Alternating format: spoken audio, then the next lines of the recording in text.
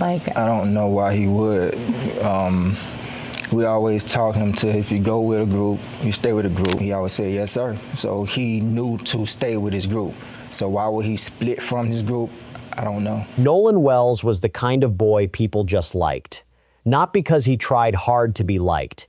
He didn't have to. He was easy to be around, easy to talk to, easy to trust. He was 18 years old. To a lot of people, that might sound young. But to the people who knew him, Nolan felt older than his age. He carried himself with a kind of calm confidence. Not loud, not showing off, just steady. Football was a big part of his life. He played hard, and his coaches and teammates say he was the kind of player who made everyone around him better. He wasn't the type to skip practice or make excuses. If something needed doing, he did it. That same attitude showed up in the rest of his life too. His friends describe him as loyal. If you were Nolan's friend, you knew he had your back. He was the person who checked in on people. He noticed when someone was having a hard day. He was the guy who would drive across town just to make sure a friend was okay. Outside of football, Nolan loved being outdoors. He liked the water, he liked the sun, and he liked trips like this one. Trips where you could just relax with people you trusted. Friends say he had an easy laugh, the kind that made a whole group feel more relaxed just because he was there. Teachers who knew him describe a boy who was respectful, the kind of student who said, "Yes, ma'am," and "Yes, sir," without even thinking about it, simply because that is how he was raised. At home, Nolan was close with his family.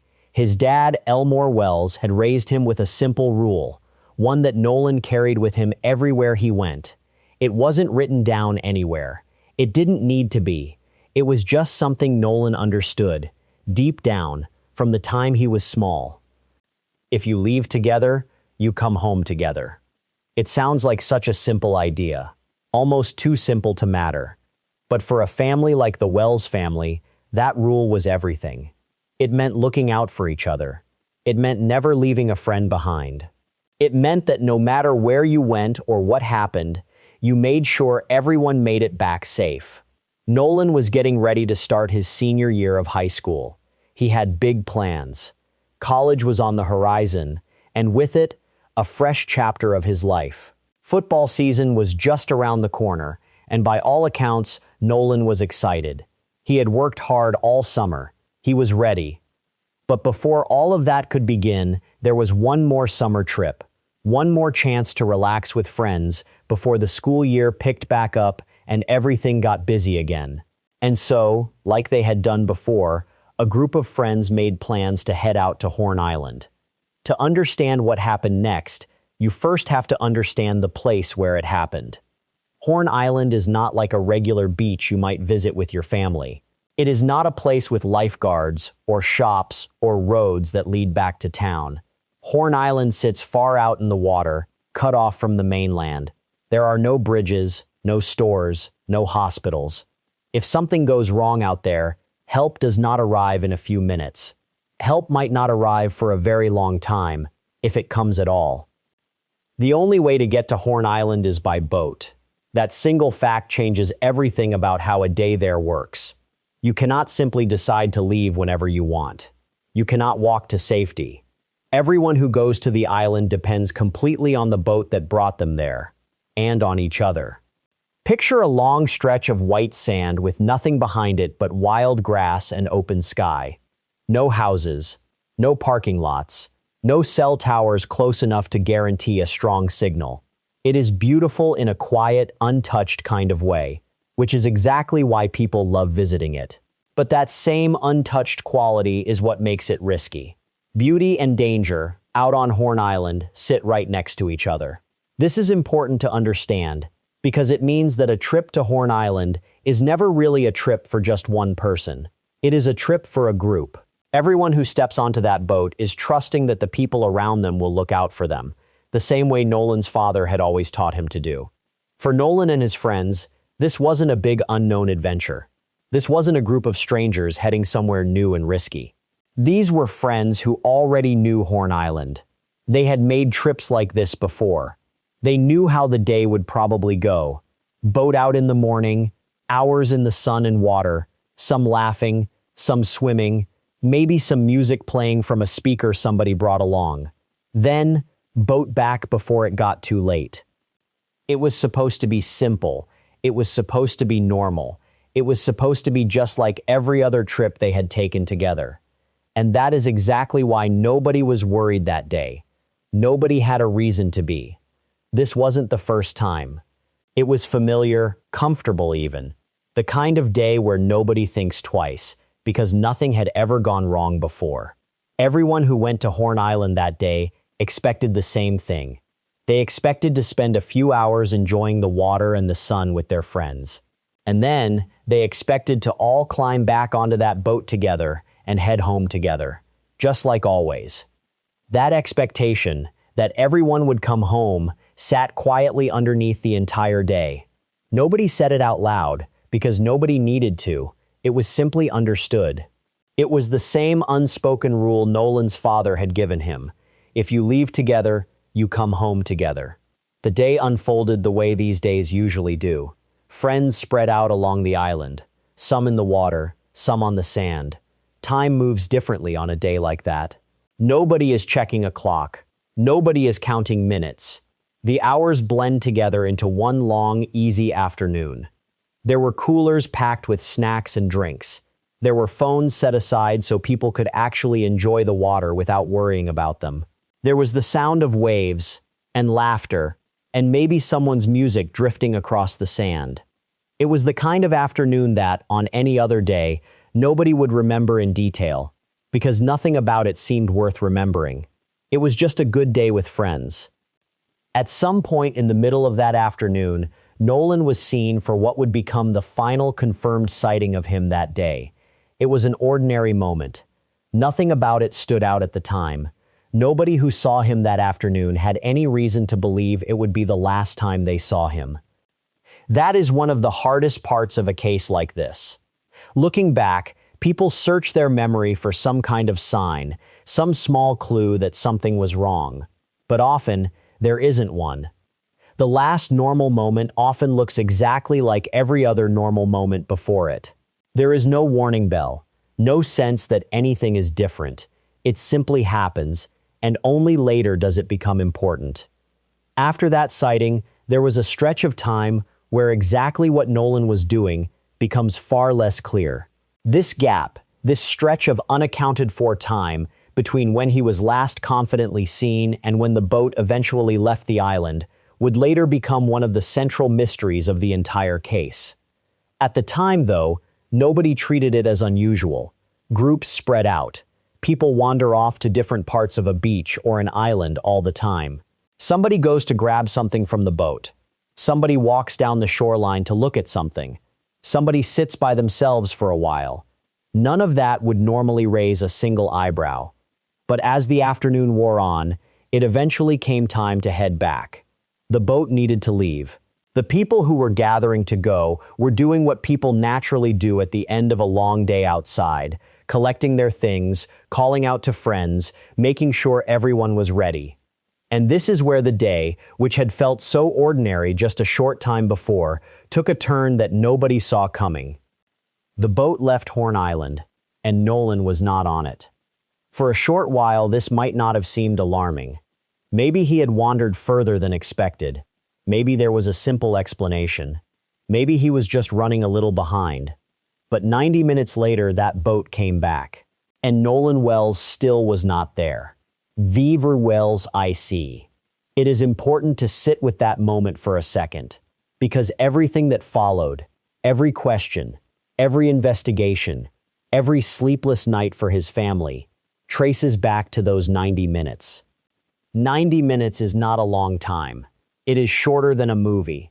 It is shorter than most football games. But on that day, in that place, 90 minutes was long enough for an ordinary summer outing to become something else entirely. Long enough for a group of friends who expected to head home together, exactly like Nolan's father had always told him, to instead return to shore with an empty space where Nolan should have been. Horn Island, remember, is not a place you can simply search on your own. There are no roads, no streetlights, no easy way to call for backup and have it arrive quickly. Getting help meant getting back to shore first, and then figuring out what to do next. Every minute mattered, and every minute that passed made the situation feel more serious. What began as a small delay, a friend who wasn't back yet, slowly turned into real concern. And that concern would soon turn into something far bigger, a search, a community holding its breath, a family bracing for news no parent ever wants to receive. Word spread quickly. Phone calls were made. People who had been enjoying a normal Tuesday suddenly found themselves listening to a name they knew, wondering what had happened. Search boats began heading toward the island. Flashlights came out as the sky started to dim. What had been a relaxed, ordinary day was now something else entirely. A race against fading daylight and rising water, with one name on everyone's mind. Nolan's father had taught him, from the time he was a small boy, that you don't leave a friend behind. That rule had guided Nolan through years of friendships, camping trips, football seasons, and ordinary days like this one. But on this particular day, on this particular stretch of water near Horn Island, that rule met something it could not overcome. The boat had left together. It did not come back together. And that single fact, that Nolan did not return with everyone else, is where this story truly begins. In the days that followed, that one afternoon on Horn Island would be examined again and again, minute by minute, by people trying to understand what had gone wrong. But on that first evening, nobody had answers yet. There was only a boat that had come back with an empty seat, a family beginning the longest wait of their lives, and a search that was only just getting started. When investigators began putting together the timeline of that afternoon on Horn Island, they quickly ran into a problem. It wasn't a problem with evidence. It wasn't a problem with the weather, or the water, or the boat. It was a problem with memory. Two different people remembered the same short moment in two very different ways. That moment was Nolan's last known conversation before he disappeared. And how you understand that conversation changes almost everything about how you understand the rest of the day. Leak. To understand why this matters so much, think about it like this. Imagine two friends tell you two different stories about the same 5 minutes. One says a boy planned to come back. The other says he chose to stay. Both people sound sure of themselves.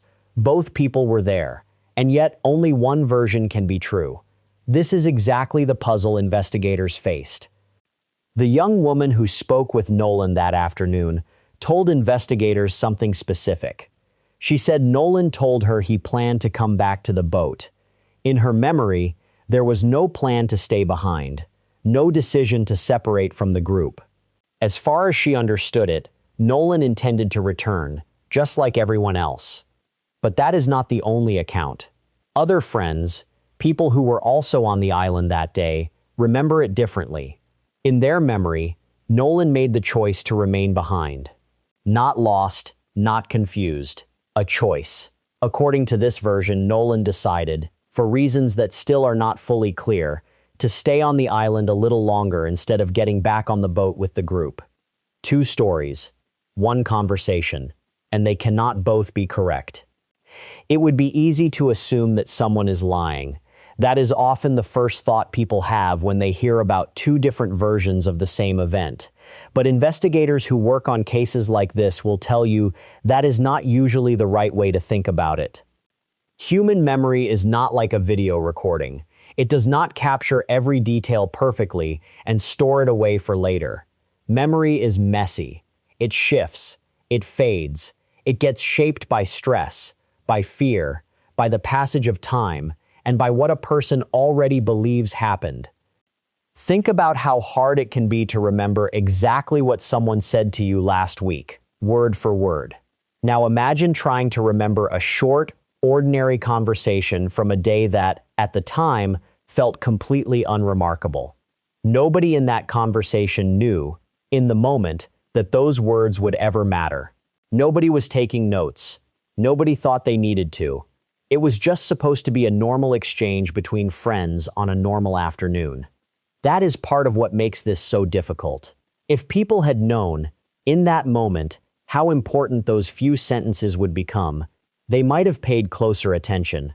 They might have remembered the exact words instead of just the general feeling of the conversation. But nobody has that kind of warning. Nobody gets to know in advance which ordinary moment is about to become the center of an investigation.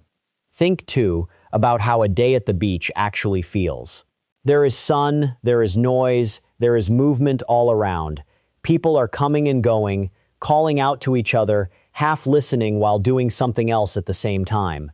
A conversation that felt clear and complete in the moment can, hours or days later, blur at the edges. A sentence might get shortened in someone's memory. A tone of voice might get remembered differently than it was meant. None of that requires anyone to be dishonest. It only requires that memory is exactly what it has always been, imperfect. Still, the difference between these two accounts matters enormously, because they point to two very different explanations for what happened next. If Nolan truly planned to return to the boat, as the young woman remembers, then something must have happened after that conversation to change his path. Something interrupted his plan. Maybe he got distracted. Maybe he ran into someone else. Maybe something happened along the way that kept him from making it back in time. This version of events raises a whole different set of questions, mainly, what happened between that conversation and the moment the boat left without him? But if Nolan chose to stay behind, as his friends remember it, then the questions shift in a different direction. Why did he decide to stay? Was he waiting for someone? Was he enjoying the quiet, wanting a little more time on the island before heading back to regular life? Did he simply lose track of time, the way people sometimes do when they are relaxed and unhurried? Or was there another reason, one that nobody has been able to identify? Neither version on its own points to anything sinister. Both are, in a way, ordinary explanations for how a group of friends might briefly get separated. But the two versions cannot be combined into one single story. Somewhere in that short conversation, memory and reality pulled apart from each other, and investigators have had to work carefully, without taking sides, to try to understand why. It also matters that this wasn't just one small disagreement buried in a much larger, clearer picture. This conversation sat right at the edge of the unexplained gap in time, the stretch of the afternoon that nobody could fully account for. That means this single moment isn't just a minor detail. It sits right at the doorway, leading into the biggest unanswered question of the entire case. What actually happened to Nolan in those final hours? This is where the real work of an investigation like this begins. It is easy to imagine investigators working with dramatic clues, fingerprints, hidden cameras, secret documents. But so much of real investigative work is much quieter than that. It is about listening closely to what people remember and noticing where those memories line up and where they don't. Investigators do not simply pick whichever version sounds more convincing and move on. Instead, they treat each account as one piece of a larger puzzle. They compare timelines, they ask follow-up questions, they look for small details, a specific word, a specific gesture, a specific feeling that might help explain why two honest people could walk away from the same conversation with two different memories of what was said. Sometimes, conflicting witness accounts get resolved. New information comes in, a text message, a photograph with a timestamp, something that helps confirm which version fits the rest of the evidence. But sometimes, they don't get resolved so easily. Sometimes, an investigation has to move forward carrying both versions at once, unable to fully rule either one out, unable to say with total confidence which memory reflects what truly happened. That is where this case stood. Two people, two memories, one conversation that would end up meaning everything. Investigators also have to think about something else: the order in which memories were shared. Did the young woman describe her version before she had heard what anyone else was saying? Did the friends who remember Nolan choosing to stay talk to each other before speaking with investigators? These are not accusations. They are simply part of how careful investigators try to understand a case. Memories can shift, without anyone meaning for them to, once people start comparing notes with each other. A detail one person mentions can quietly work its way into someone else's memory until it becomes hard to tell which parts of a story were truly witnessed firsthand. This is why investigators often try to speak with witnesses separately and as early as possible before too much conversation happens between them. The goal isn't to catch anyone in a lie. The goal is to capture memory while it is still as close to the original moment as it can be. It's worth pausing here to say clearly, neither the young woman nor Nolan's friends have been accused of lying. Memory differences like this happen often in investigations, especially when nobody realized, at the time, that a conversation would ever need to be remembered in detail. This isn't about pointing fingers. It's about understanding how difficult it can be to reconstruct someone's final movements using only the words of the people who were there. This kind of disagreement is more common than people might think. Anyone who has ever argued with a sibling or a friend about what really happened during an old memory knows how easily two honest people can walk away from the same event remembering it differently. Now imagine that same everyday confusion, except this time, it sits at the center of a case where a family is desperately searching for the truth. And reconstructing someone's final movements is exactly what investigators have to do in a case like this. Without security cameras covering every part of the island, without a clear record of exactly where everyone was standing at every moment, investigators are left relying heavily on what witnesses remember. That makes every conversation, even a short, seemingly unimportant one, incredibly important. If Nolan's true intention that afternoon could be pinned down with certainty, it would help investigators understand so much more. It could help explain the gap in time between his last confirmed sighting and the boat's departure. It could help explain his mindset in those final hours.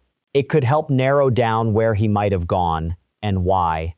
But without that certainty, the investigation has had to consider multiple possibilities at once, treating both the young woman's account and the friend's account as valid pieces of the puzzle, even though they contradict each other.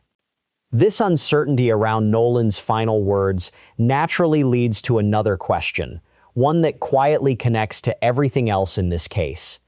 If people couldn't agree on what Nolan said out loud that afternoon, then perhaps there was another way to understand his state of mind in those final hours. Perhaps there was a record somewhere, something less dependent on memory, something that could show, more clearly, what Nolan was thinking and doing in the time before he disappeared. That brings the story to Nolan's phone. A phone holds so much of a person's daily life. Messages, photos, location data, small digital footprints that show where someone was and what they were doing, often more reliably than human memory ever could. If the conversation on the beach couldn't settle the question of Nolan's plans, maybe his phone could. Think about your own phone for a second. If someone wanted to know exactly where you were yesterday afternoon, or who you were talking to, or what you were thinking about in the hour before something happened, your phone would probably know better than you do. It doesn't get tired, it doesn't misremember, it doesn't accidentally blend one afternoon into another. That is exactly why investigators were hopeful that Nolan's phone might cut through the confusion left behind by two conflicting witness accounts. But as investigators would soon discover, the phone would not offer the simple, clear answers everyone was hoping for. Instead, it would raise a whole new set of questions. Questions about timing, about access, and about what exactly happened to certain messages before anyone outside the family had a chance to look. That question would soon become even more difficult to answer.